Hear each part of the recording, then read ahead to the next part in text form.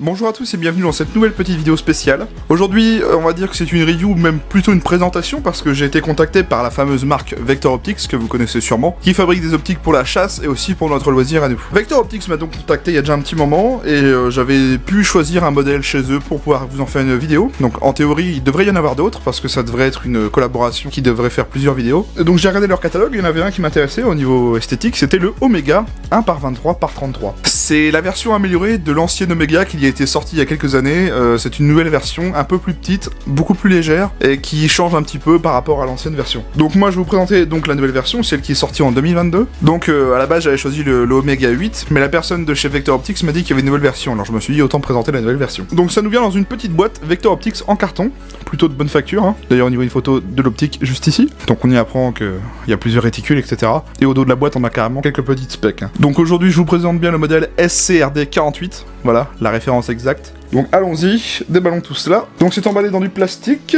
un jeton de poker, Mathieu. Donc je vous floute cette partie-là parce qu'il y a un code à rentrer pour pouvoir avoir un code promo. Je compte bien en profiter. Et bien un petit patch Vector Optics, donc vous savez où ça va aller, ça va directement aller sur mon mur de patch. Un petit chiffon de nettoyage, une petite carte avec des QR codes à flasher pour avoir le manuel, on regardera ça après. Un petit jeu de clé à laine pour les différents réglages, et dans le fond on a un petit mot. On a un papier qui nous parle de la garantie 5 ans de l'optique, très bien. Et puis un petit mot de remerciement, voilà, pour nous remercier de la collaboration ensemble. Donc déballons sans plus attendre l'optique. Et voici donc l'optique. Et ben il est ma foi plutôt sympa. Donc il est vraiment plus petit que l'ancien Omega, parce que j'avais déjà vu l'ancien Omega en vrai, sur la réplique d'un ami. C'est vrai qu'il est beaucoup plus petit. Le design est sympa. Et bien franchement c'est pas trop mal.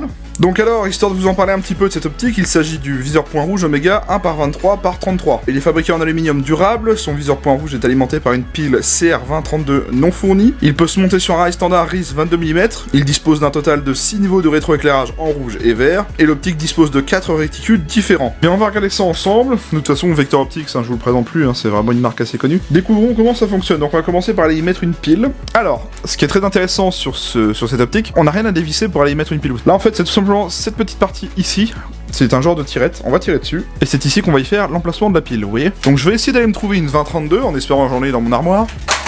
J'ai bien fait d'aller chez Boulanger, moi. Bon, je suis pas sponsorisé par Boulanger. Donc on y met la pile d'eau comme ceci, on la met dans l'optique, et ça fonctionne, nickel. Bon, donc ce que je vais essayer de faire, c'est que je vais faire le focus en manuel. Donc voilà, là on est bien. Bon, là pour vous ça clignote, mais c'est parce qu'en fait c'est la vidéo qui clignote, hein. Moi ça clignote pas du tout. Donc là on est sur le premier réticule. Donc je vais changer avec le bouton qu'il y a à l'arrière pour montrer les différents réticules. Là on est sur un point rouge, tout ce qui est de plus standard. Là on est sur une croix. Là on est sur un type holocyte. Et le premier c'était quoi du coup? Ah bah c'était un type holocyte aussi, bon très bien. Sur les boutons du côté de la réplique, normalement on en a un pour augmenter l'intensité du rouge. C'est ça, donc là j'augmente l'intensité. Et normalement on en a un pour passer au vert et augmenter l'intensité du vert. C'est ça, c'est exactement ça, très bien. Donc pour éteindre l'optique, il suffit de maintenir n'importe quel bouton. Si je suis sur la couleur rouge, eh bien on va appuyer longuement sur le bouton de la couleur rouge. Voilà, il s'éteint. Pour le rallumer, on appuie dessus. Et donc comme je vous le disais, on change avec le bouton qui est juste ici. On change tout simplement les réticules. Voilà, tout simplement. Et ben c'est vraiment pas mal, hein. Franchement c'est de la bonne quali. Donc le bouton de gauche ici va servir à allumer ou éteindre le rouge, ainsi qu'à augmenter ou diminuer son intensité. Le bouton à l'arrière lui va allumer ou éteindre le vert, ainsi que son intensité. Pareil, comme je l'ai montré ici, on a les différents changements du réticule, sur 4 positions, voilà, tout ce qui est de plus classique, on l'entend bien, il y a un petit clic. De ce côté-là, on a donc l'insertion de la pile, hein, comme je vous l'ai montré, l'attache rapide pour le rail. Donc ce qu'on va faire, c'est que je vais le monter sur une réplique, voir un petit peu comment ça donne, et puis on va aller observer un petit peu ça en extérieur, voir comment ça donne, hein. Donc pour la vidéo, je vais utiliser un petit MP5K Jingong. Ok, alors pour l'installation, c'est pas compliqué, on va prendre le levier, on tire tout simplement comme ceci, et voilà ce que ça donne monter sur le rail. Donc pour le coup, ça fait quelque chose de plutôt sympa avec cette petite MP5K. Donc je répète, hein, on va regarder un petit peu comment ça donne, si j'appuie sur le bouton rouge, et voilà ce que ça donne à peu près, hein. Bon, en termes de visuel, c'est pas moche, hein, franchement, j'aime bien. En termes de style, c'est vraiment adapté pour les petites répliques, je trouve. Donc ça irait très bien sur un MP7 ou sur la MP5. Très bien. Et ben écoutez, on va aller voir ce que ça donne dehors, en extérieur, voir comment ça éclaire. Bien, alors vous m'excuserez, il y a comme qui dirait beaucoup de vent aujourd'hui, donc j'espère que la bonnette va faire son boulot. Donc là, j'ai posé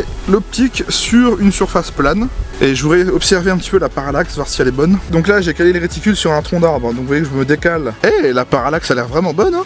Regardez.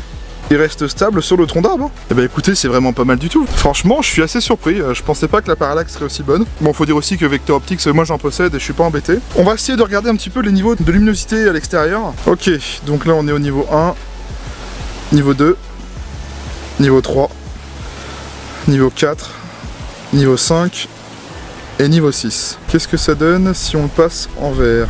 Avec les différents niveaux de luminosité aussi. Je vous retrouve après avoir été dehors. Bien, et ben honnêtement, je suis vraiment pas déçu de ce petit produit, il est vraiment très intéressant. Honnêtement, c'est un bon petit produit, je trouve, que ça soit en termes de design ou même sur les fonctionnalités. Moi, j'aime beaucoup le fait de pouvoir changer les réticules, ça change un peu. L'installation est super simple, j'aime beaucoup le système aussi au niveau de la pile, hein, qui est très rapide. Moi, je sais déjà sur quelle réplique je vais le mettre, hein, honnêtement, donc voilà, ça c'est réglé. Bon, malgré tout, je voulais quand même vous parler de quelques petites caractéristiques techniques de ce petit optique. Petite chose intéressante, le constructeur annonce 1000 heures d'autonomie avec l'intensité la plus basse. 1000 heures d'autonomie par pile avec l'intensité la plus basse, apparemment c'est ce que le constructeur annonce. Bon, je vais pas faire la vérification honnêtement, j'ai pas envie de vraiment contrôler si ça fait bien 1000 heures, hein, j'ai autre chose à faire. En ce qui concerne les réglages, on a un réglage d'angle de 50 MOA en dérive et en hauteur. On va regarder d'ailleurs les réglages. Si on regarde l'optique, on a un réglage latéral ici, avec une petite vis, et le réglage en hauteur ici, tout simplement. Donc c'est pas compliqué, on a un clic par MOA, c'est-à-dire qu'à chaque clic on règle de 1 MOA. Un clic égale 1 MOA.